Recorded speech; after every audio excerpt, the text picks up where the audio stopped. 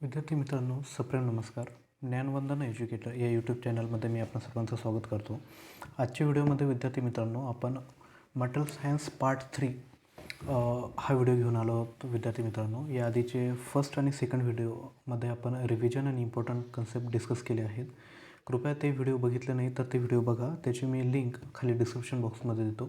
चला तर विद्यार्थी मित्रांनो, आजच्या व्हिडिओला सुरुवात करूयात. तर मटेरियल सायन्स रिव्हिजन या मटेरियल सायन्सची रिव्हिजन यामध्ये आपण आजच्या टॉपिकमध्ये डिस्कस करणार आहोत डिफेक्ट डिस्कस करणार आहोत. विद्यार्थी मित्रांनो, मेनली डिफेक्ट दोन प्रकारचे असतात. एक पॉईंट डिफेक्ट असतो आणि दुसरा लाईन डिफेक्ट असतो. तर सुरुवातीला आपण पॉईंट डिफेक्ट डिस्कस करतो. विद्यार्थी मित्रांनो, point defect confined to a single atom in the unit lattice. बरोबर. पॉईंट डिफेक्ट हा एक इंडिव्हिज्युअल सिंगल ॲटमशी रिलेटेड आहे. ठीक आहे. त्यामध्ये सुरुवातीला बघूयात आपण व्हॅकन्सी डिफेक्ट. नावच आपल्याला सगळी माहिती देतं आहे. व्हॅकन्सी डिफेक्ट म्हणजे काय? Missing atom. बरोबर. Deficiency of chemical bond with the surrounding. म्हणजे एखादा जर ॲटम मिसिंग झाला तर व्हॅकन्सी डिफेक्ट तिथे तयार होतो. ठीक आहे. त्यानंतर सेकंड आहे की डिस्प्लेसमेंट ऑफ ॲटम. सेकंड काय आहे पॉईंट डिफेक्टमध्ये? डिस्प्लेसमेंट ऑफ ॲटम म्हणजे काय? Do not change the chemical bonding in the lattice. Strength not change but other property get change. Other property कोणते चेंज होतं? म्हणजे जसं की गुड इलेक्ट्रिकल कंडक्टर.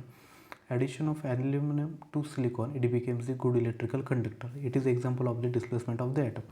थर्ड विद्यार्थी मित्रांनो आहे इन्क्लुजन. इन्क्लुजन म्हणजे काय? की जर मी याच्यात एक ॲडिशन केली फॉरेन मटेरियलची, फॉरेन ॲटमची जर ॲडिशन केली तर आपण त्याला काय म्हणतो? इन्क्लुजन. परत इन्क्लुजनचे पण सब टाईप आहे. फर्स्ट ऑफ ऑल काय की सबस्टिट्यूशनल इन्क्लुजन. आपण क्रिकेटमध्ये बघितलं असेल की सबस्टिट्यूट घेतला म्हणजे काय? एका प्लेअरला काढला आणि दुसऱ्या प्लेअरला घेतलं. त्याच वेने आपण इथला एक ॲटम रिप्लेस केला फॉरेन ॲटमने. ठीक आहे. तर याला आपण काय म्हणतो? सबस्टिट्यूशनल इन्क्लुजन म्हणतो. याची ह्यामध्ये काय होतं की replacing with the foreign atom only, do not change the chemical bond with the surrounding. ही गोष्ट केल्यामुळे की केमिकल बॉन्ड चेंज होत नाही पण अदर प्रॉपर्टी गेट चेंज. बरोबर. तुम्हाला रिप्लेसमेंट करताना काहीतरी कंडिशन असतात. सुरुवातीला कंडिशन आहे की diameter of foreign item is equal to diameter of the lattice. म्हणजे जो तुम्ही रिप्लेस करणार आहे त्या दोघांची डायमीटर सारखी पाहिजे. तसंच काय की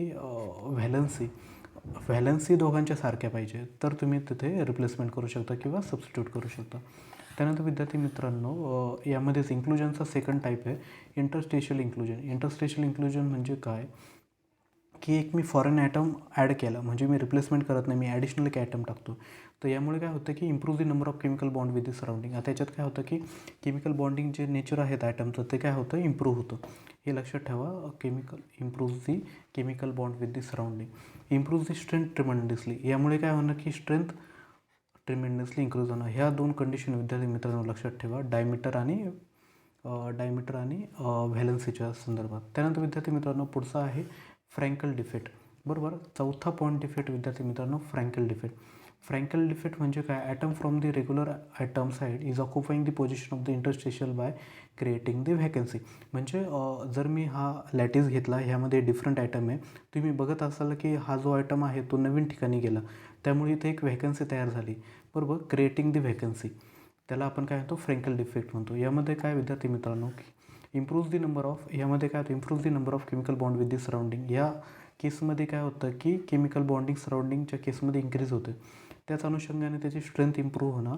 याचं एक्झाम्पल काय आहे की addition of manganese to steel improve the strength of steel marginally. Suppose तुम्ही मॅग्नीज ॲड केला स्टीलमध्ये, ती improve the strength steel marginally. हे फ्रँकल डिफेक्टचं एक्झाम्पल आहे. त्यानंतर विद्यार्थी मित्रांनो पॉईंट डिफेक्टमधला पुढचा टाईप आहे पाचवा, तो म्हणजे स्कॉटकी डिफेक्ट. स्कॉटकी डिफेक्ट म्हणजे काय? Pair of vacancy with different charge existing in the lattice for change in equilibrium. तुम्ही बघत असाल की एकाच लॅटिसमध्ये दोन वेगवेगळे ॲटम तुम्हाला दिसत आहेत, वेगवेगळ्या चार्जचे ॲटम, त्याला आपण स्कॉटकी डिफेक्ट म्हणतो. हा कुठे यूज केला जातो विद्यार्थी मित्रांनो? की इलेक्ट्रॉनिक डिव्हायसेसमध्ये, helpful to control the flow of electron. बरोबर. सेमी कंडक्टर झाले किंवा इलेक्ट्रॉनिक कंपोनंटमध्ये हा यूजफुल आहे स्कॉटकी डिफेक्ट. ठीक आहे विद्यार्थी मित्रांनो. त्यानंतर इम्पॉर्टंट कन्सेप्ट डिस्कस करतो आहे आपण. Mechanical property depends on how atom bonded in the lattice, whereas thermal property depends on the how much energy and atom can absorb. ठीक आहे. म्हणजे दोन मेकॅनिकल प्रॉपर्टी ह्या कशावर डिपेंड आहे की ॲटम कशा पद्धतीने एकमेकांशी बॉन्ड झाले आहेत लॅटिस स्ट्रक्चरमध्ये.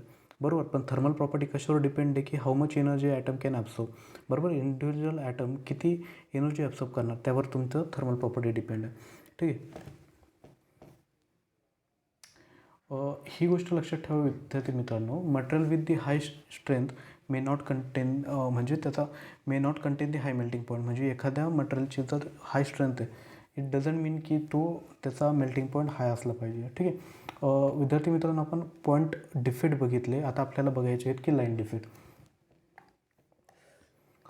पॉईंट डिफेक्ट आपला वन ॲटमशी कन्फाईंड होता. आता हा काय आहे की more than number of atom. म्हणजे इथे बघा, हा एक आयटम झाला माझा, 1 2 3 4. बरोबर. If defect confined more than one atom in lattice we called it as a line defect. याच्याच अनुषंगाने आपण आता याचे लाईन डिफेक्टचे टाईप बघणार आहे. तर सुरुवातीला आहे एज डिसलोकेशन. एज डिसलोकेशन म्हणजे काय? Defect propagate from surface into the lattice. हा सरफेस आहे, ह्या सरफेसपासून तुम्ही बघत असाल की क्रिएशन ऑफ व्ही नॉच झाली इथे. बरोबर. याला आपण काय म्हणतो? एज डिसलोकेशन म्हणतो. सेकंड घेतो विद्यार्थी मित्रांनो यामध्ये स्लिप फेनॉमेनॉन. स्लिप फेनॉमेनॉन म्हणजे काय? Displacement of atomic plane in lattice known as slip phenomenon. म्हणजे याच्यावर जर मी फोर्स लावला, बघू शकता तुम्ही की हे स्लिप झालं. या फेनॉमेनॉनला आपण काय म्हणतो? स्लिप फेनॉमेनॉन म्हणतो आपण. स्लिप फेनॉमेनॉनमध्ये इम्पॉर्टंट काय विद्यार्थी मित्रांनो? Slip is slip, plastic strain, ductility. बरोबर. डक्टाईल मेटलमध्येच तुम्हाला स्लिप बघून येईल. ब्रिटल मेटलमध्ये आपण बघू शकतो का? नाही बघू शकत, कारण की brittle metal not undergo in the काय not undergo in the plastic strain. बरोबर. स्लिप फेनॉमेना प्लास्टिक स्ट्रेनवर डिपेंड आहे. प्लास्टिक स्ट्रेन कशावर? डक्टिलिटी प्रॉपर्टीवर डिपेंड आहे. त्यानंतर at room temperature binding energy is high, strength is high. Suppose कोणतेही metal मी जर ॲट रूम टेम्परेचरवर ठेवलं तर बाइंडिंग एनर्जी हाय असते आणि स्ट्रेंथ हाय. त्यामुळे आपण बघितलं असेल की डिफरंट प्रोसिजर, म्हणजे फोर्जिंग करायचं आहे तुम्हाला किंवा काय करायचं आहे, तर पर्टिक्युलर टेम्परेचरला ते हीट केलं जातं. का? तर binding energy of atom should be decrease आणि आपण त्यावर फर्दर प्रोसेस करणं सोपं जातं आपल्याला. तर इथं बघा, at high temperature sleep is easy, plastic strain produce easily. म्हणजे जर मी एक पर्टिक्युलर टेम्परेचरला हीट केलं मटेरियल तर स्लीप फेनॉमेनॉन इझी जातो, प्लास्टिक स्ट्रेन प्रोड्यूस इझिली, म्हणजे डक्टिलिटी हाय. एक्झाम्पल काय विद्यार्थी मित्रांनो याचं? फोर्जिंग.